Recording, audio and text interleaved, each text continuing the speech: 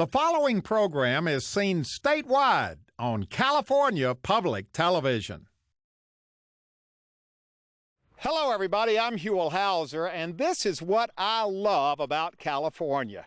We have all of these cities filled with millions of people, and then we have this. Look at this. It's absolutely spectacular. And believe it or not, right now we are standing just 7 miles from downtown San Jose. Now we're in luck because we're going to get to spend the whole day here.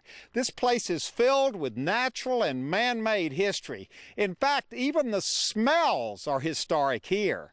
And what makes this place so special is that all of this is one of California's golden parks. I love you, California. You're the greatest place of all. I love you in the winter, summer, spring, and in the fall. Okay, our adventure has begun, and boy, we are in the middle of something now, aren't we, Jane? We sure are. Well, you're used to this. I'm used to this. This is a daily occurrence for me. Always a lot of activity over here. Yes, there is. Introduce yourself to everybody and tell everybody where we are and why this is such a special park. Well, Hugh, welcome to Alum Rock Park, the San Jose's oldest city park in actually the state of California. Wait a minute, this is the oldest city park in all of California. Yes, that's correct. All right, now this is a San Jose city park. Yes. And it was founded back in 1872. Okay, now let's walk through here because you said this has always kind of been a picnic area. What was this park founded for? What did they expect this park to be when they founded it back in 1872? Well, it has always been a place for people to come up and picnic, and at various times there was a campground, natural features. People just love to come up here, get away from the hot city, enjoy the shady canyon that was up here. They just come up for the day for a picnic. And how would they get up here? Well, certain times they would come by horse and buggy, and then for a quarter you could ride a train up here. There were two different types of trains. There was a narrow gauge, and then later became an electrified standard gauge train. And you would just come up here for the whole day. So this was a way for people to get out of the city and come out to the country, starting back in 1872. That is correct. Yes. And from the looks of things, it's still that way today. Yes. The children are here, it looks like, for a field trip, you know, to come out. And sometimes this is the only time that they get to come up to the park. Yeah. Is with the school. All right, now we're standing in front of a very historic structure right here. Tell us about this little old log cabin. Well, this log cabin was built to kind of show that this is the way life used to be. This is the way the physical surroundings were for the pioneers at the time. Now, it has survived. A lot of things in this park haven't survived, have they? No. The park's kind of changed. It has taken a change. At one point, it was more like San Francisco's Golden Gate Park, which had all sorts of exotic plants and animals and a zoo feeling to it. And over the years, you know, things, you know, they weren't built with earthquake standards back then, and so they started to fall apart, and it slowly changed back into what we call a Little Yosemite. More of a natural park. Right, more of a natural area. Boy, it gets quiet when the kids leave, doesn't it? Yeah. All right, now where do they go? Are they heading out into the, are they going to do a nature? So they're not, they're going to go off and explore the park. All right, well, that's what we're going to do. We're going to go off and explore the park. And where do we go? This is how big is this park? This park is about 700 acres now. So it's a big park. Yes, a lot of it is vertical. It's 700 acres on the sides of the hills. It's not flat. All right, let's take the flat route. All right. And we're going to start off on our adventure. Yes, we are. We'll go up the creek this way. Is that the park up there? Yes, it is. I told you it was vertical.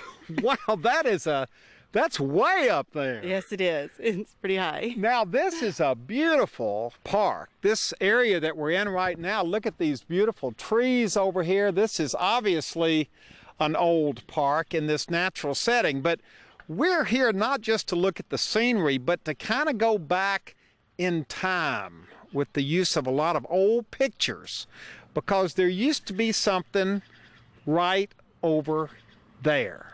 Yes, this was one of the main attractions. It was actually one pool called the natatorium that was covered. And nowadays, you know, schools have pools and community centers, but back then in 1912, this was the place to come to go swim. For I think a nickel, you could go in, and there were also little rooms that had heated special mineral water that you can pay for. And there was a huge slide in there too. You know, now we have other attractions such as raging waters, but there was one big slide called the plunge. So this was a big deal back in 1912 when it opened up, and it was called the natatorium, or some people refer to it as the plunge. Because so all the old timers, well, how long did that last? Well, I have people that are maybe in their senior years that tell me, I remember coming up as a kid, I remember the big pool, and I have a lot of people come up and tell me their stories about swimming in the pool. And the picture we saw of the building has that tree out front. That is correct. That tree was at the entrance to the building. So the pool is gone, the building is gone, the plunge is gone, but the tree is still there, yes. And a beautiful tree it is. Mm-hmm. And then right over here, you mentioned, see, this is something no one would know if they didn't have a tour guide like you to take them around. That's why we're here. What used to be right here? Over in here used to be a bandstand. And on Sundays, you could come up and listen to local community group bands come and play. And this was the place to come and spend the afternoon. So this really, in those early days, was kind of like Golden Gate Park, wasn't it? In the sense that there was a lot of stuff going on. This wasn't necessarily a place to get out and hike in the wild. This was a place to come swim, to come listen to music, to stroll around, to see and be seen. Mm-hmm. There was a lot of activity here. A lot of activity, a lot of marketing to make it that way. So that. What do you mean? I mean that certain people made it their goal to get people from San Jose up here, to get people from different communities up here to see this jewel. So this area back in the late 1800s, early 1900s, would have been filled with people. This probably was filled with a lot of picnickers sitting on the grass. Cars used to be able to drive in through here. Now we restrict them to the main roads. So it's returning to nature. Yes, it is. Nature's reclaiming it. Boy, this is beautiful right here. Let's just stand out of the way and take a look at this. This is a beautiful shot right here. A little playground here. Yes, this has always been the playground area. From pictures of the 60s and 70s, there's always playground in this area. And what about under, oh, look at this. This is beautiful, all underneath these big trees. Underneath these beautiful oaks. Yes, this has always been a picnic area with a group area in the back there. What would have been over here? Over in this grass area was a huge carousel we have a picture of as well. And our visitor center and office used to be a concession stand and arcade. Boy, this really was ground zero around here, wasn't it? Yes, this was the place to come for a good time. Boy, it sure has a nice feel walking under these trees. Now, are we going to be able to get out into a, is there still hiking here today? Oh yes, there's 13 miles of trail. There's a lot of hiking. There's gentle pathways going up the creek trail here, or if you like something more strenuous, the North Rim Trail or South Rim Trail goes up and you get beautiful vistas of San Jose. Boy, this is beautiful right here. We're kind of nestled down in a little valley of some kind. It's a little canyon, yes. Wow, this is beautiful. And what's this over here? That is the Ramada, and it was an aviary which held exotic birds. Oh my gosh. And one of the first park managers, Roy West, he actually came up one day, just happened to meet him, and he told me stories about how they he had like a parrot on one side and a monkey on the other side, and One time the monkey strangled the parrot, and so he just got really mad. Well, you know, this is the way parks used to be in the old days, wasn't it? With attractions Right. like this. Right. And over on this side was where the lion cage was. So they actually had a lion.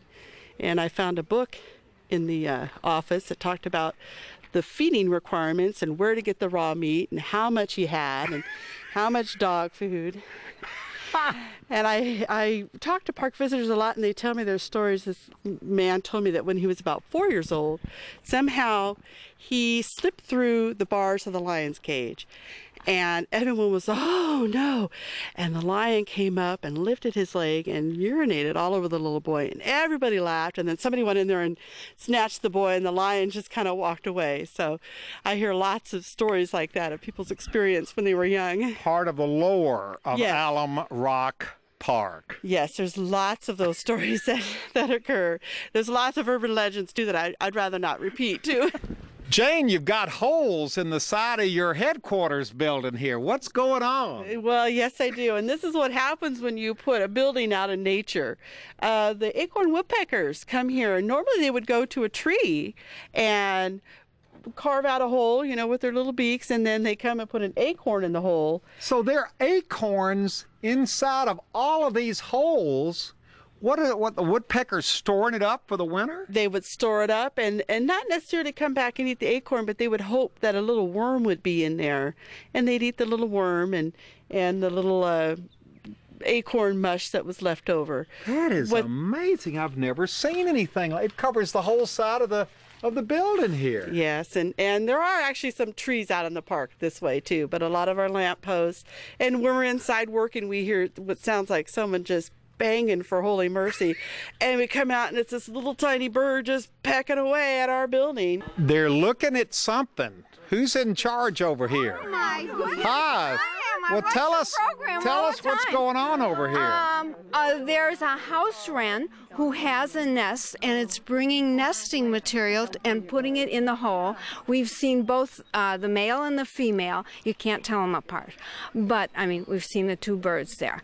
And so we're looking at the house wren. This is a bird watching class. Is Alum Rock Park a good bird watching park? Yes. So y'all have been here before. We have 5 nests today. 5 different species What about those woodpeckers, those acorn woodpeckers? Yes. Have you seen any of them? Yes, we have seen Have you some. heard any of them?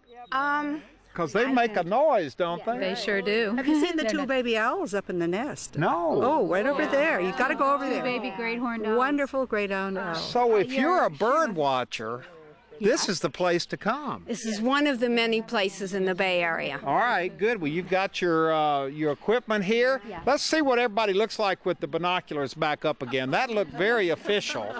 And everybody looked like they were having a good time, too. They're on the lookout for birds.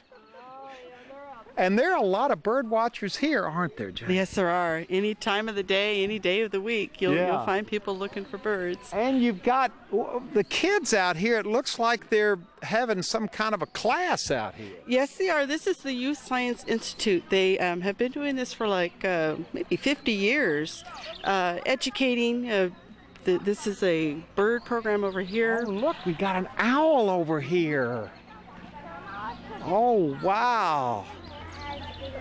Good job. It has huge eyes. What do you think those eyes are for? Taylor? To see animals to eat. Good job. Look. Are you the teacher? I am. All right, how do you, well, obviously it's not hard to get the kids excited about the owls. Definitely not hard. But are these the kind of owls that would be found out here in Alum Rock Park? Yes, definitely. Alum Rock has a nesting pair of great horns right now. Oh, really? And there's more than probably that. There are tons of great horns in this area. Now, why isn't that owl looking at us? Because it's extremely concerned about everything around him. There's a lot of people, and it's a wild bird, so it's definitely still has its instincts, so it's wondering, like, am I going to get eaten? What's around here? So there's a lot of big people, and I'm not sure if you've ever seen camera equipment before, so. And when you talk to the kids, it's not hard to get them excited about this, definitely is it? not.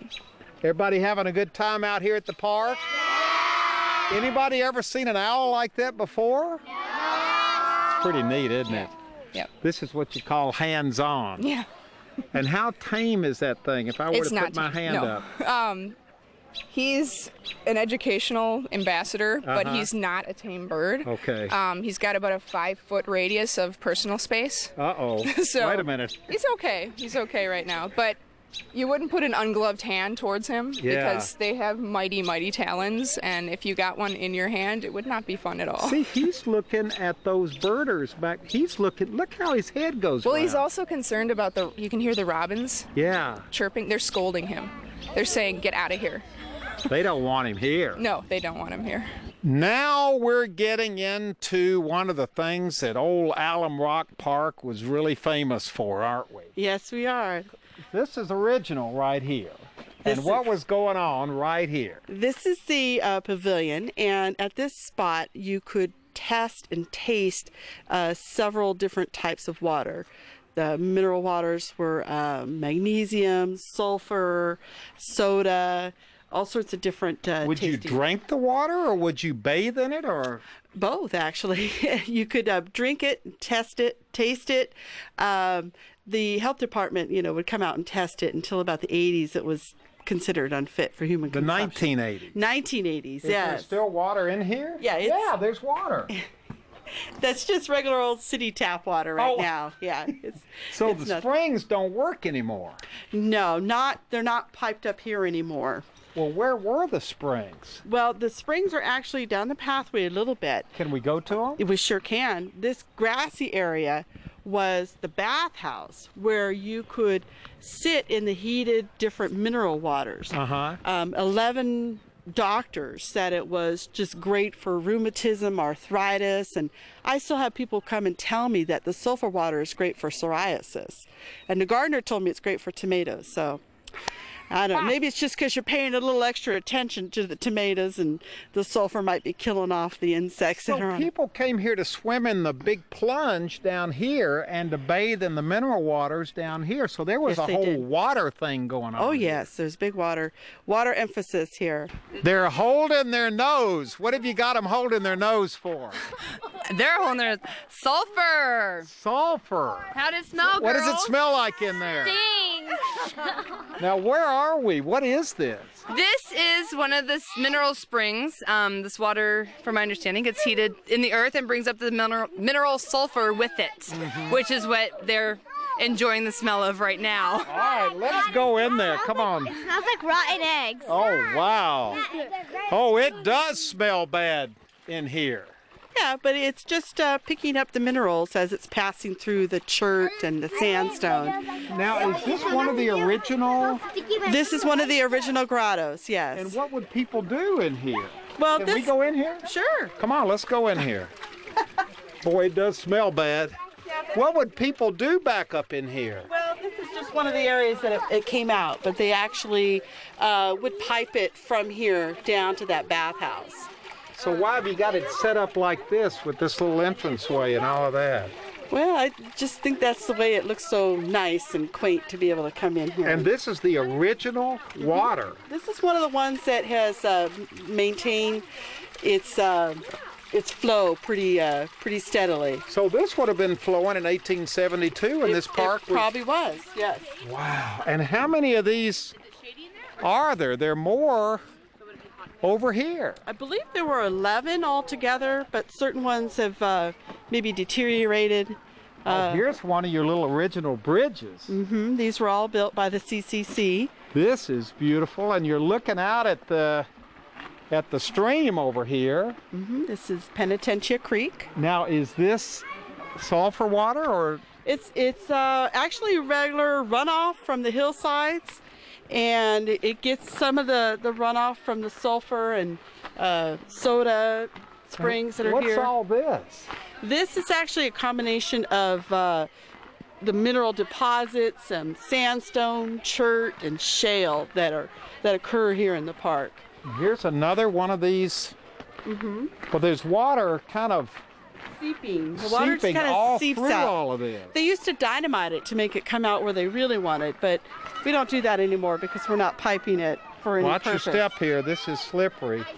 So this actually, you could come up and get a cup and taste the soda. This is the soda spring.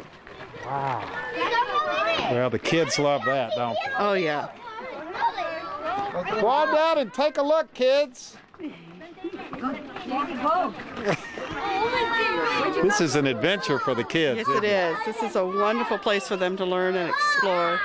Now we've hooked up with Mike McClintock, who's you're the supervisor around here. I'm the You're head guy. park supervisor for the facility. And what better place to talk about the facility than right here? Look at this. Now this really gives you an idea of what this park is all about. Right. Because earlier Jane had told us a lot of it goes up. Yeah, of the 700 plus acres that we have here in the park, most of it is part of the canyons or the hillsides. Now, is this all protected?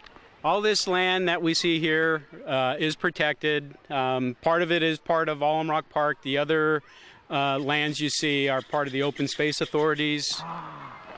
So this land has been acquired and protected. Correct. Within the last 5 years, Open Space Authority has acquired quite a bit of this land. What is this right here, Mike? These are part of the old grottos that...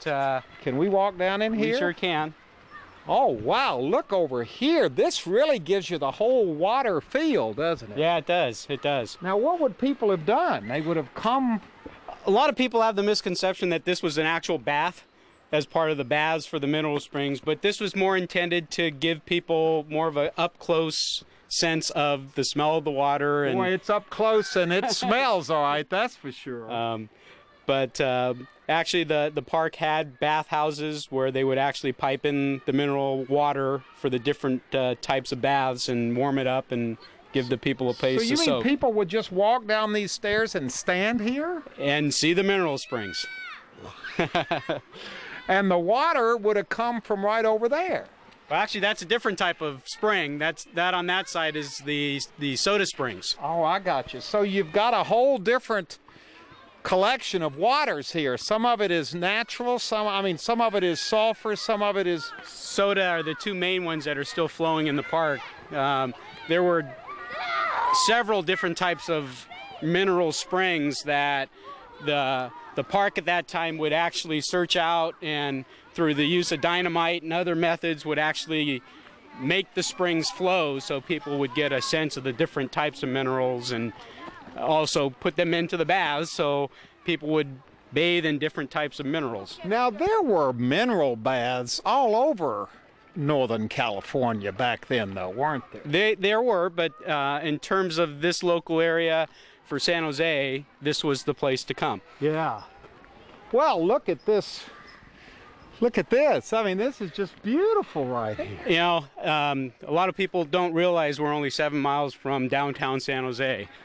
And this is one of the major factors of the changeover to Alum Rock Park from the amusement park with the swimming pool and the zoo and the slides, and really keying in on the natural aspect and the natural beauty that we have here in the park. Look down here. Yep. See, this is as natural as it gets right here. Yeah. You know, and this is where kids are connecting with nature. I'm not sure, but I'm guessing these are probably some of our urban elementary school kids that have come up on their field trip to visit the park. Yeah, and they're doing what all kids like to do. Play in the green water. Play in the water, absolutely. Wait a minute, here's another one of these. Here's another one of these little walk down places. Another one of the grottos. So they had the whole area here was filled with these little things. Right, right. And look over here. Another this one bridge of our historic bridges. Oh, wow. Now that had to be a famous bridge of some sort. People come here to have their picture taken? Actually, I took my my latest Christmas picture at this bridge. So it's been here since... I would say the 20s. Give us a wave, kids. They're on top of the bridge. Okay, we have ventured to the top of one of the many ridges that surround this park. 700 acres, right, Mike? Right, 700 plus acres. And we have had an absolutely wonderful day here. We have seen the history of this park, which is the oldest municipal park in the entire state of California, founded back in 1872 to serve the people of San Jose. And there they are, a couple of million of them right out there. This is the first chance we've gotten to see how close this park is to the city. 7 miles from downtown San Jose. And there are millions of people out there. Right. People who are coming to enjoy their park. We've had a wonderful day. We've seen the old sulfur springs where the old bathhouse used to be, the plunge. We've walked all around and gotten a real flavor for what used to be here. And then we've seen what it's turned into today, which is a wonderful, wonderful park for all of us. Thank you very much, Mike. You're welcome. Thank you very much, Ranger Lawson. We have had an absolutely wonderful day here at Alum Rock Park. Now, they call it that even though it's not alum. That's right, that's right. But even though there is no alum here, this is still one of California's golden parks. If you lived in San Jose, of course, you went to Alum Rock Park. For the youngsters, Alum Rock Park was a wonderland of pleasures. There was a death-defying slide which warmed the seat of the pants, a thrill which even some grown-up kids couldn't resist. There were those, of course, who preserved their dignity and their magnificent mustaches under all circumstances. You had to hurry to get it all done. The swings were important, of course, but hardly anything compared with the wonder, the tingling mixture of movement and sound created by the merry-go-round.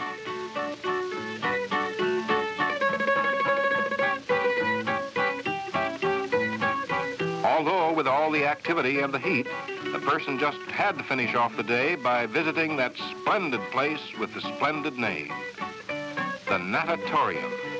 It was really an indoor swimming pool, but no one called it that. If you couldn't quite master natatorium, it was proper to use a substitute term almost as elegant, the plunge. And if you were ailing or just feeling a little out of sorts, the water was full of minerals and such, which made it taste awful, but everyone declared it was positively medicinal. Well, hello, everybody. I'm Huell Hauser, and I sure hope you enjoyed our visit to Alum Rock Park in San Jose. If you'd like to go on this adventure again or share it with your family or friends, it's available on video cassette and on DVD. All you have to do is call 1-800-266-5727, and we'll be glad to send it to you right away.